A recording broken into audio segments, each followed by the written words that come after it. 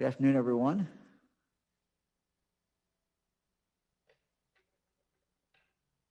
Today, we kick off our efforts to vaccinate every college student in the state of Ohio who wants to be vaccinated, and our goal is to do that this month, the month of April, just as we did teachers in the month of February.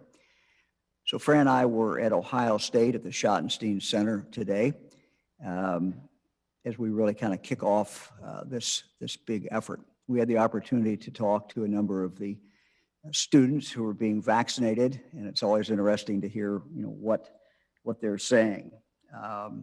Some said they wanted to get their life back to normal. Some said they wanted to have a normal college experience.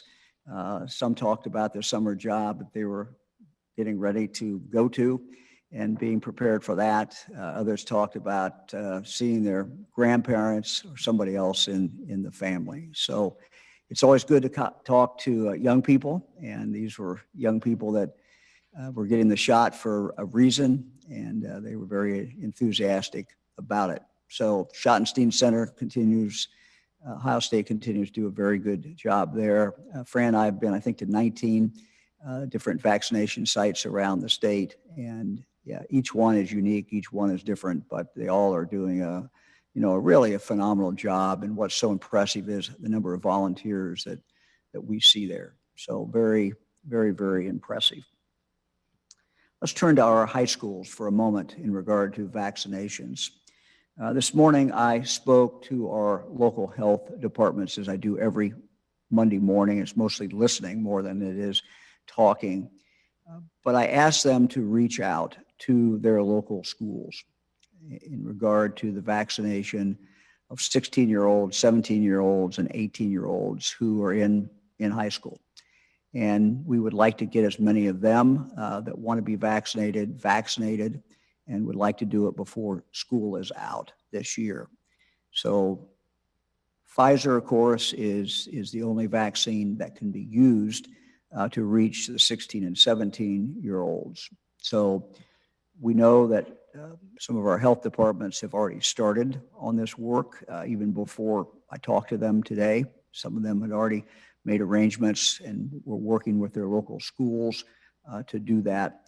We also know that some of our children's hospitals are doing that as well, and we thank them. So we would also ask our other hospitals to reach out to the local health departments and to the local schools.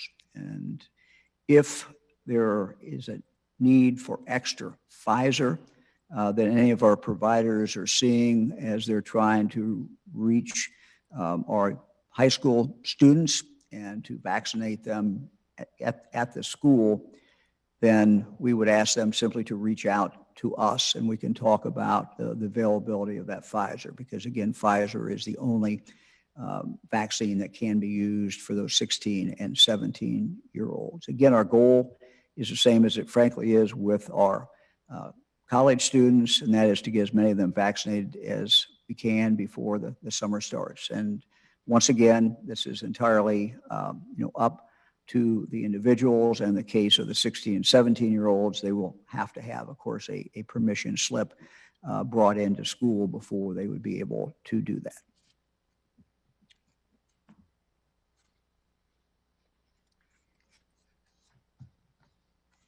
Now I want to talk today about a consolidation of orders. What we're seeing in the state, of course, is a rising variant. Very concerned, as I've mentioned, about what is going on in Michigan. We're seeing this rise, particularly in the northern part of the state of Ohio, so we're very concerned about that.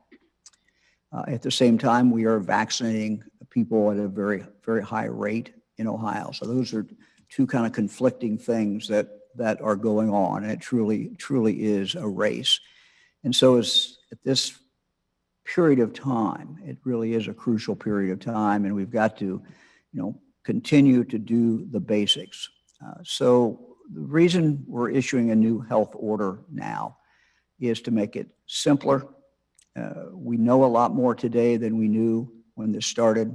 For example, the power the power of these masks is so much more, much greater. We know it's so much more greater than we knew even just a few months ago. We've had the long experience of our school year where kids have been in classroom less than 6 feet apart.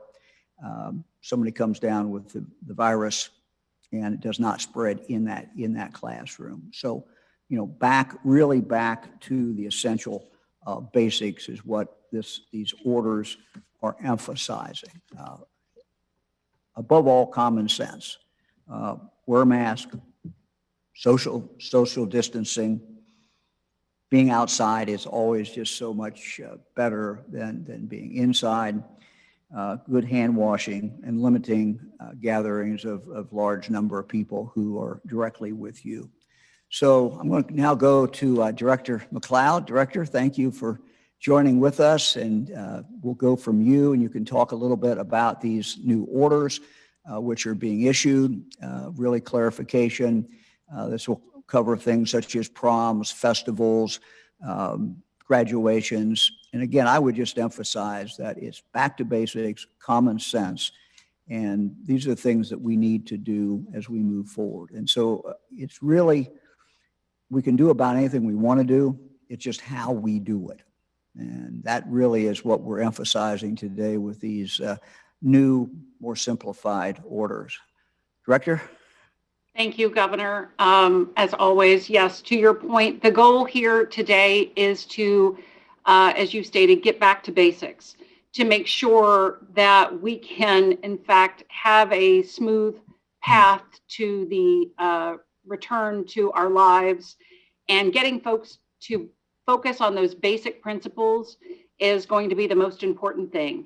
Consolidating these orders, encompassing them all into one order, we hope helps focus those important items and get away from any confusion that people may have had about which order applies and where it applies, and really simplifying things and getting everyone to have some responsibility, from organizers of events to proprietors of operations, or to just the public. So throughout this pandemic, as we learn more about COVID and its effects, the Department of Health issued orders designed to protect our citizens. As more information became available, we layered on additional protective measures, and at each turn, we followed the science. As you said, Governor, our understanding of this virus and how it spreads is much more advanced than when we first learned about it in early 2020. We now know there are a handful of key measures that will slow or prevent the spread of the virus. This new simplified order encompasses our previous orders. It streamlines those orders and underscores the most important tenets of infection prevention that stop the spread of the virus: wearing masks, social distancing, limiting large gatherings, and practicing good hand washing and hygiene. And wherever possible, having your event outside. So what does the new order do? The new order continues to encapsulate previous orders and places the emphasis on wearing masks at all times in any indoor location that's not a residence. When you're outside and unable to maintain a distance of 6 feet or more, got to have your mask. And when you're waiting for riding, driving, or operating public transit, taxis, or ride sharing, also need a mask. There are exceptions, and as there always have been, and those are continued to be detailed in the order. Avoid congregating in large groups. So we have the mass gathering limitations, and